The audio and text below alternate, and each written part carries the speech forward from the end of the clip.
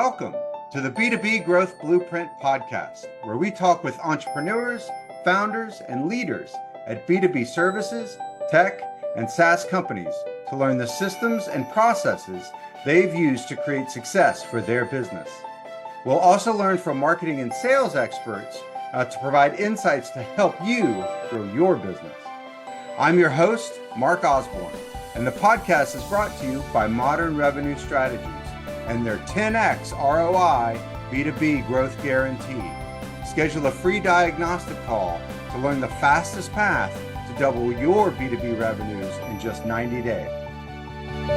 Hello, and welcome to another episode of the B2B Growth Blueprint Podcast.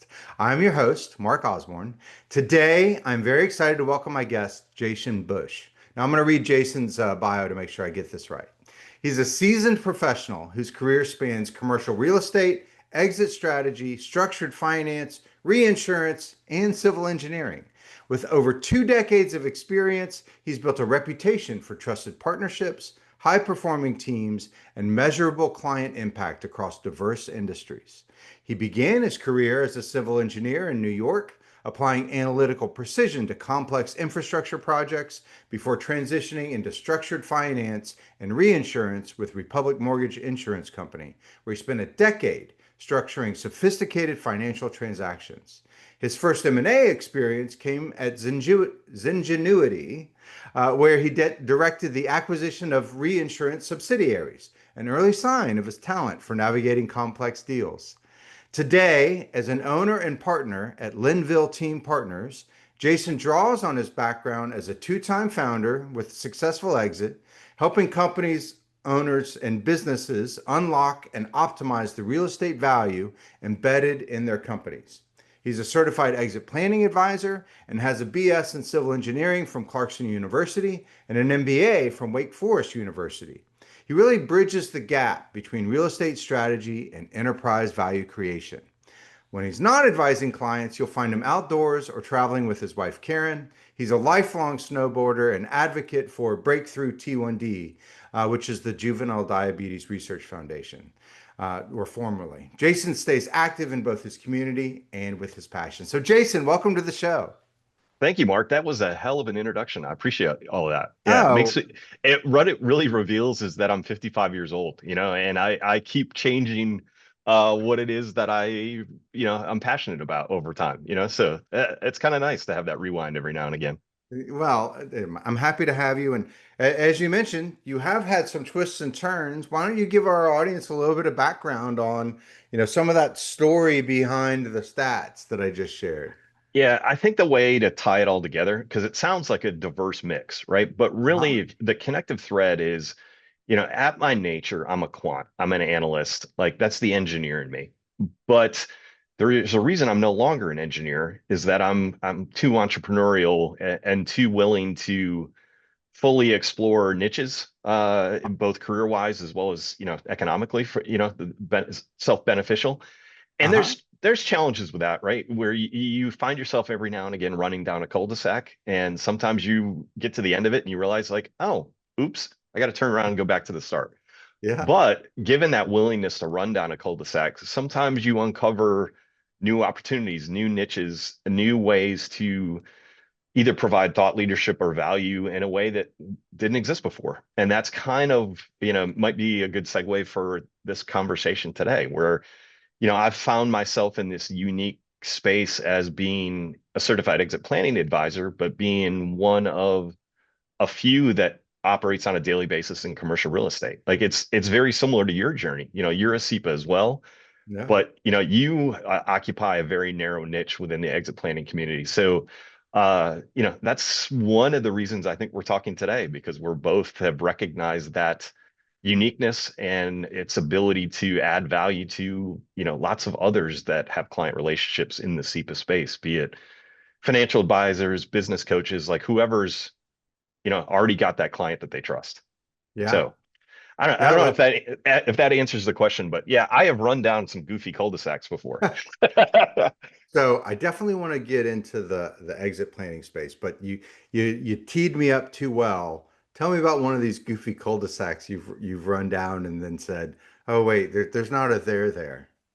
Oh gosh, that makes you admit that you have to talk about something that was not a success, right? Sure.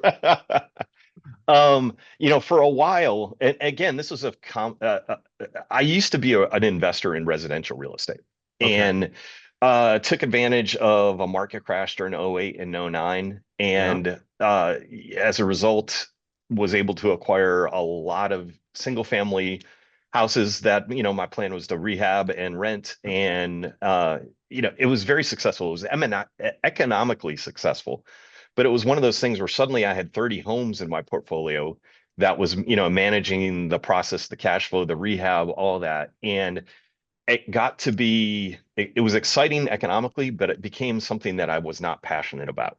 Uh, It really started to feel like a job as opposed to an opportunity. And so, I kind of took a detour off of that cul-de-sac where I realized, like, okay, I'm down here. I made some money while I was down here, but I can't stay here.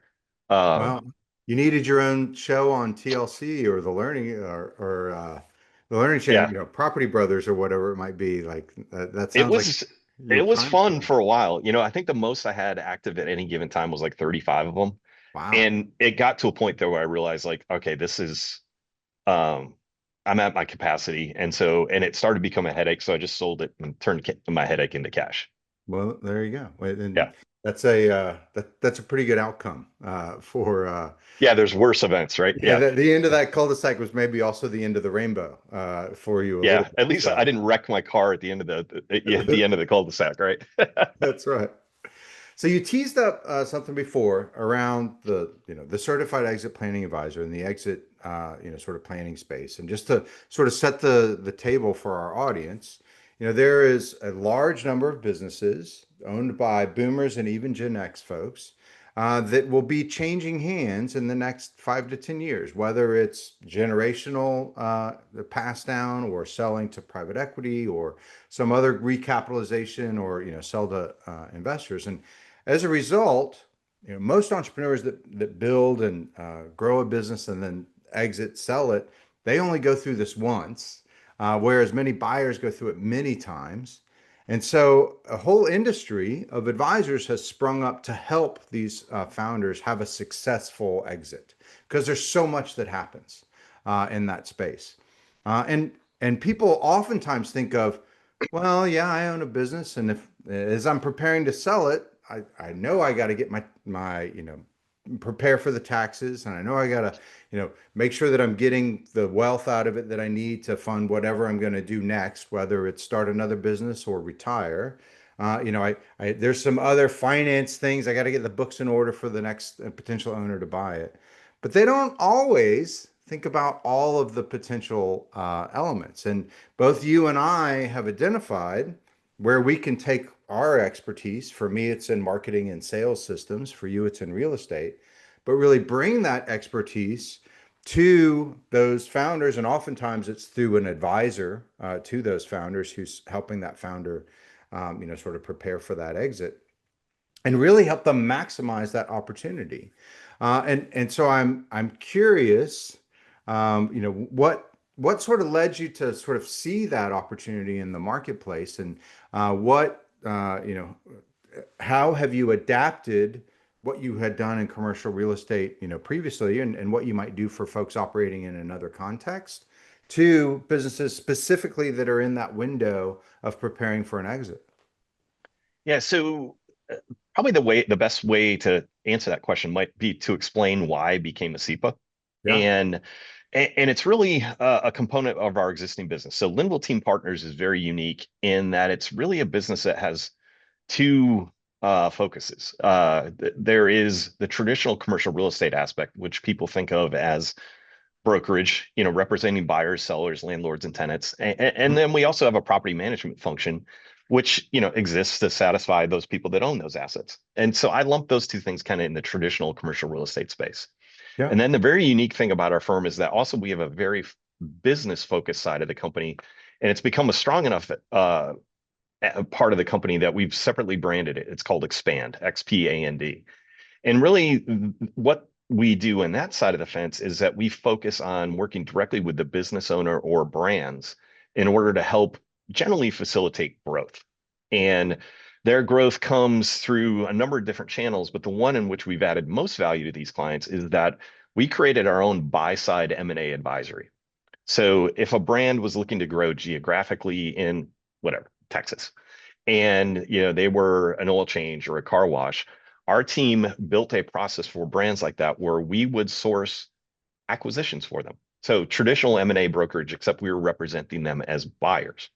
And so our experience in that buy side M&A space is often, especially if we were dealing with listed properties, businesses that were being represented by an M&A broker, but they were representing the seller, is that Uh-huh. commonly what you would see is that if that business owner owned a piece of occupied and owned the commercial real estate, that often that piece of real estate was treated as an afterthought on behalf of the selling M&A broker. Right. And that, because we understood that asset in a very, very strong way, often we were able to bring benefits to our buyer as a result of that lack of focus on from the seller's representation. Ah, What so it's one of what those like was really unique bargaining chips that they don't realize the value of, but you do.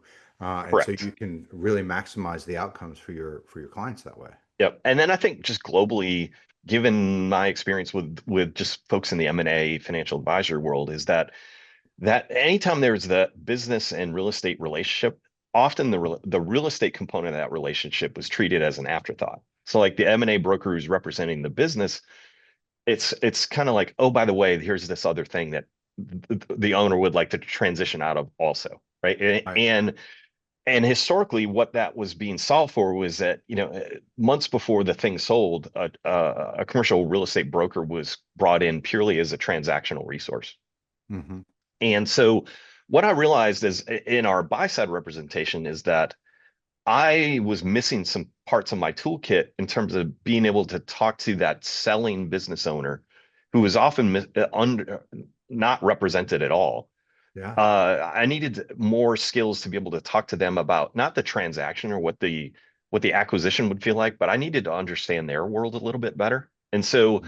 when I learned about EPI and their ability to teach the concepts in their methodology about de-risking and attractiveness and readiness, that I saw those as really valuable topics that I needed to add to my skill set in order to be a better facilitator of these transactions on behalf of our buyer, but also to help, you want to have win-win scenarios. And so you want to bring value to the seller in that equation too. So that was really the driving force for me to get my SEPA, which was strengthening my ability to exist in the M&A space. Yeah. But what happened was a happy accident, is that now that I became a SEPA, and you probably had this realization too, that as we sit here today, there's probably 9,000 SEPAs now. They just Yeah. Thereabouts. graduated another 185 or so last month, which is awesome. Yeah. But what I believe to be true is that there's like 5 or 6 SEPAs out of those 9,000 who actually work in commercial real estate on a daily basis.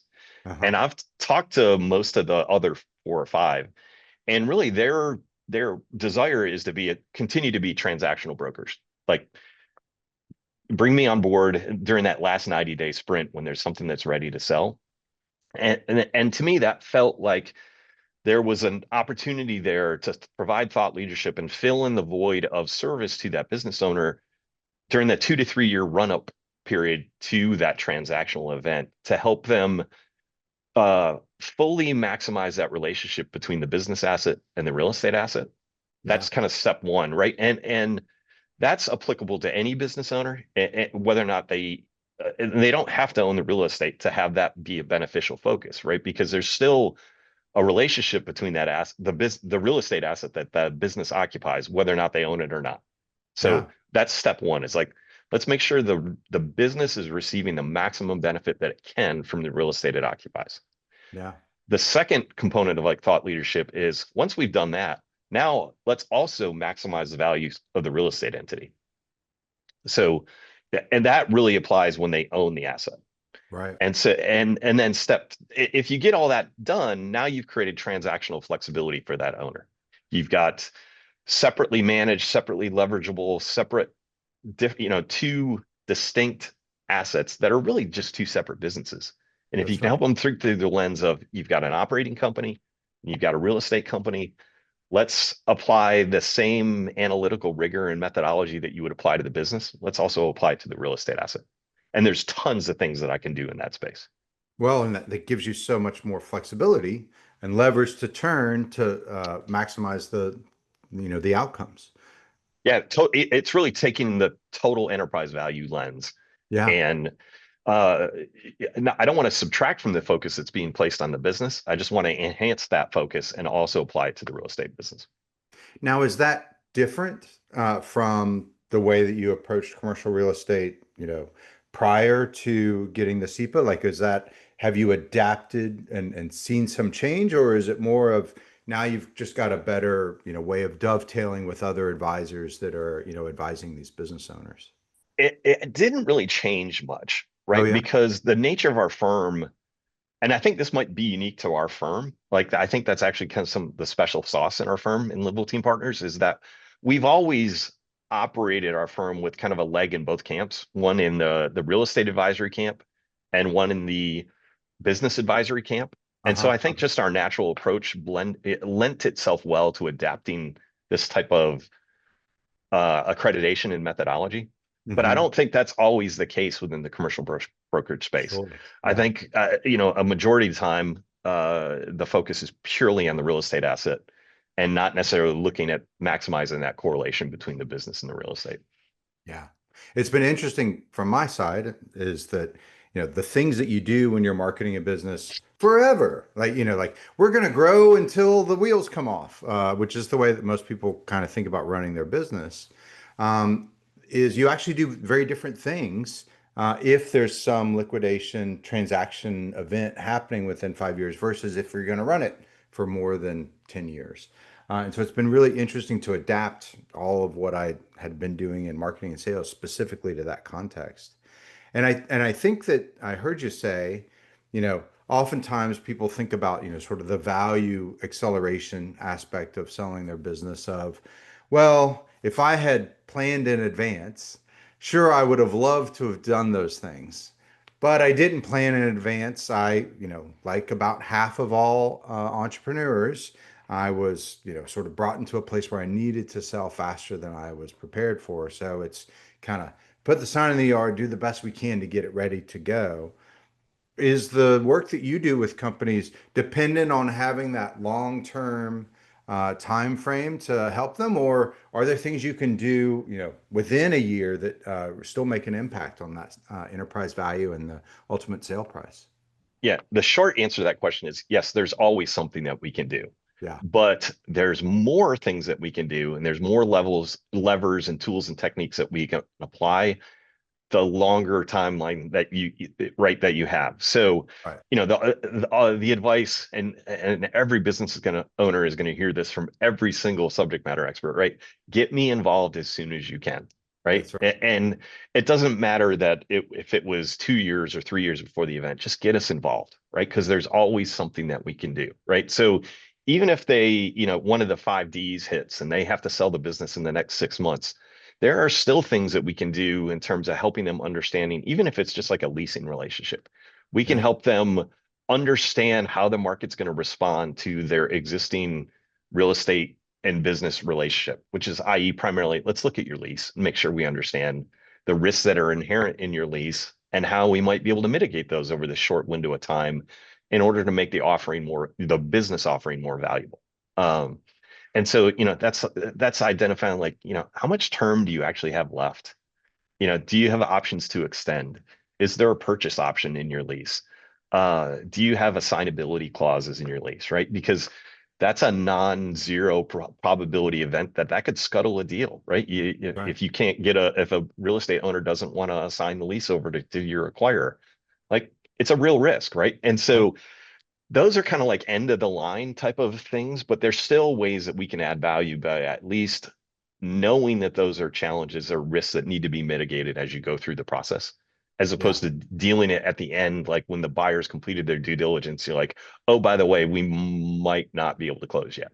Right. Right? Yeah, you want to avoid that stuff. Well, and Um, I guess that's a lot of what comes with, all of your expertise and lots of different areas is that you can adapt to we've got 6 months, or we've got 6 years, and Yeah. have, sort of a different plan of attack there. And that is really, identifying the timeline available in terms of allowing us to do what we do. Be That's right. it, and this probably applies to both of us, right? There's how much window do we have, right, to play? Is it 3 years or is it 6 months, right? What we can do changes significantly over that period of time, right? It comes shorter amount of time, it becomes very tactical. If longer period of time, it allows you to be a little more strategic in what you do. That's right. Um, and the first time that I ever talked to a business owner, really what I'm trying to assess is primarily two things, is maybe three things. Every business owner, their relationship between their business and the real estate asset exists on a spectrum. And that spectrum somewhere between totally buttoned up and somewhere in the messy space, right? Right. And generally there's somewhere in between, right? So you're trying to assess kind of how how messy are they and how buttoned up could they be, or do they desire to be, right? Yeah. So that's kind of like the scope of work. So that's part one of that conversation. Part two is, again, what's the timeline, right? Because you can have a gigantic scope of work, but if we've only got 3 months to do it, Yeah. we got to be very specific in what we choose to do, right? And then the other thing I try to identify is, how does their real estate scenario compare to some other fire that's burning that needs to be addressed, and that has way more importance from a value standpoint than the real estate uh, scenario might. Like, I may just not apply, given that there's family dynamics, or the CFO just quit, or our accounting is it needs to be worked out. Like, there can be more pressing issues that need to be addressed first, and we may table the application of the real estate solve once the more pressing issue is dealt with, right? So it's a timeline, it's a prioritization, as well as it's a understanding of the potential scope of work. Well, I think that ability to not just be a hammer looking for the nail, and instead to be a true advisor. I think that's some of what the SEPA certification starts to engender, but also that sort of leads me to one of our next topics, which is you don't just work with the business owners and those founders that are looking to exit. You actually very often are brought in by other advisors, that, as am I, those folks that are quarterbacking the deal and helping them assemble the team of the legal, the tax, and then also the subject matter experts, so that you can come in and really add value to the value that they're bringing to their client, right? Well, it's a much easier path to entry also, right? Because working with a financial advisor or a business coach, right, they already have that client relationship. There's an implied level of trust and service there that's already been established. And when that financial advisor uh, is able to identify that there's probably something to explore regarding that real estate relationship, then it makes really easy for them to make a trusted introduction to a fellow SEPA who all he does is this specific stuff, as well as he knows that, or he or she, that business owner, knows that I'm not selling them anything. I'm Right. really That's right. just entering that conversation with the goal of understanding, such that we can chart a path together or not, right? Sometimes I have that conversation, you reveal that they're totally buttoned up. And just by having that conversation alone, that allows that financial advisor, that business coach, to have confirmed they added a ton of value, because you've helped that business owner understand, like, yeah, I'm good. This is one less thing I need to worry about. Right. That's So right. even though it doesn't relate to, work for me and my team, it's still, you brought a ton of value to that business owner. So that's my approach. I really have no expectations, honestly, when I enter that initial conversation. It's purely to understand. Yeah. Well, and that, allows you to add instant value, and, it's also, though, one of those sticky wickets that, most of the time there's certainly something that could be improved.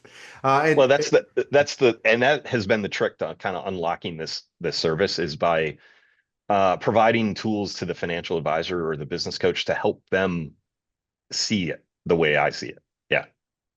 so what are some of those, things that, you oftentimes see that allows them to then add value to their client? Yeah. So, this, I created a tool for financial advisors. Really, and it's It's right on the nose. It's these are the top 10 questions that financial advisors or business coaches should ask their clients about commercial real estate. Okay. And I've got to thank other CEPAs for helping me see that need where, they want to introduce me to their clients, but they couldn't quite see the step, like how do I facilitate that introduction? And Yeah. so they revealed to me that they needed a tool to be able to create that introduction. And so that's what I created for them was those top 10 questions. And really the purpose of those questions is really twofold. It's to first make the owner of that client relationship look smart. Yeah. I want to strengthen your relationship that you have with your client by giving you great questions to ask. And so just by having the ability to ask them, your client's already going to go like, all right, that's cool. He's thinking about things that he or she traditionally wouldn't have been thinking about. That's So right. that's step one. And then the 10 questions are really designed in a way that it's going to be difficult for the business owner to answer them all without creating a follow-up opportunity for the financial advisor. So Yeah. uh, I can give you an example of one of those questions, just how Yeah. Yeah. it's intended to create that opening. My favorite one is to have the financial advisor to ask the owner of the real estate asset to ask them, do you know what that real estate asset is worth right now today? And it's funny how there's like three categories of responses to Uh-huh. that question generally. Because it's really rare that somebody says, yeah, I know it's worth X amount of dollars today, right? Because generally it's going to be cloaked in one of these three answers. And none of the answers are will eliminate an opportunity to add value. Generally, so it's funny. Having asked this a ton of times, you get kind of three responses. Oddly enough, real estate owners will tell you what they paid for it, which reveals that's the only data point that they have, right? Right. But it has no correlation to what the asset is worth today. It's kind Right. of like me asking you, Mark, what'd you pay? What's your Apple stock worth today? And you telling me what you paid for it 4 years ago, right? That's right. At face value, you're like, that makes no sense, right? That answer. But you hear it all the time. And so a smart advisor is going to hear that and go, oh, there's an opportunity here for some follow-up. Yeah. The other type of question, answer to that valuation question is it's something I call the country club valuation, where Right. that real estate owner will describe a buddy's experience, That's right. right? Well, I've been So told. I've heard. yes, yeah. So I know it's kind of sounds this way. There's variations to it, but generally like, hey, my buddy sold a thing, and his thing's not exactly like my thing, meaning the real estate assets, but I know he sold it. But I also don't really know the terms, the conditions, and the motivations for why my buddy sold it. And he maybe sold it 2 years ago, right? So it might not even be a great comp if it was perfect, anyways. And I know he or she, when they sold it, he received X amount of dollars for it. So therefore, mine needs to be worth X plus, right? It's never worth X minus. It's always worth X plus, right? And so that's that's a story that helps explain why they think it's worth something, Yeah. but it also just reveals that they don't know what it's worth, right? And commonly that number reveals a valuation that's higher than it should be. And commonly, the CFPs out there that are listening are going to hate me for saying this, but commonly that number that's provided by the real estate owner will get incorporated into financial planning. Right. And it's not based on reality. And it often artificially inflates wealth. It becomes a garbage in, garbage out problem for financial planning exercises. And so, And then creates this moment of stress at the end of the deal when you actually find out the real value. yeah, right, Yeah. yeah. So that's a second type of answer to that question. The third one is you'll get somebody who actually tells you every now and again, they're like, yeah, I have no idea. We should probably do that. Right. Yeah. But no matter which of those three answers, the financial advisor, when they hear it, they'll say, hey, this is a question that we need to fully explore. Like we need to dig a little bit deeper into this space, right? Because given your answers, it feels like we can dial this in a little bit better. And Yeah. oh, by the way, I've got a guy. This is Right. all he does. He's a fellow SEPA. I'd love to introduce to does that make sense? And generally, that business and real estate owner is going to say yes. And then we're Yeah. off and running. Then we can start exploring. That's right. We do the same thing where we try to empower those advisors with, we know they're going to talk about customer concentration and recurring revenue because those are big drivers of value in a business. And so we can empower them with immediate things of, well, if it's not where you'd like it to be or not aligned with industry standards, have you thought about doing these three things? And we can give them the top three things that work.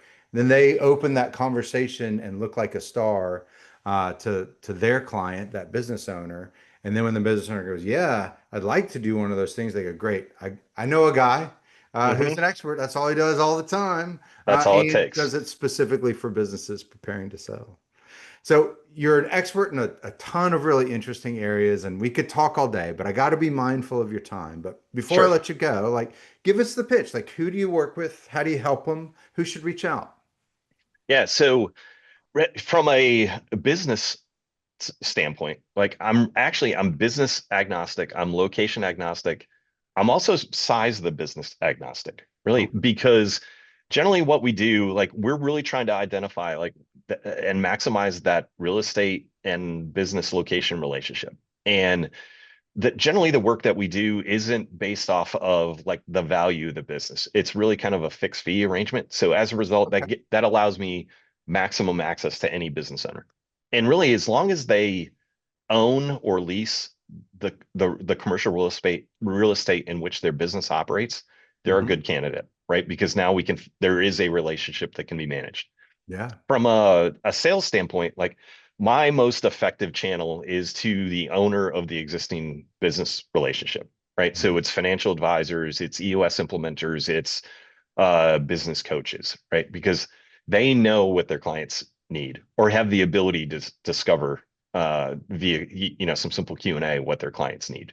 That's right. And so that's been the most effective path to date, which it really is my goal because I'm now part of this exit planning business advisory universe. And it's easier to go to people who already have 200 plus client relationships in place as opposed to trying to carve them out yourself. That's right. And what's the best way for folks to engage and get in touch with you? Yeah, so I've got a QR code that gives people access to my calendar. I'll share that with you, Mark, as well, just so Fantastic. that we can share it. That gives folks, if they want to, direct access to my calendar. I'm highly available on the socials, any LinkedIn, like you'll see me all over. I'm a partner at Limble Team Partners, and that's always a nice way to reach out and find us. And so yeah, I'm around. I try to make it as easy as possible. Awesome. Well, Jason, thank you so much for taking the time to join us today. I certainly learned a lot, and I know our audience did too. Thanks, Mark. I appreciate it. Yeah, All right. let's do it Talk to you again. soon. Thank you for joining this episode of the B2B Growth Blueprint Podcast. We hope you've gained insights to grow your business. If you enjoyed this discussion, please rate, comment, like on your favorite platform, and share to others who will find it useful. Do you know a CEO, founder, or leader at an early stage B2B services, tech, or SaaS company who would like to be a guest and share their story? Send us a note. Let's schedule a conversation.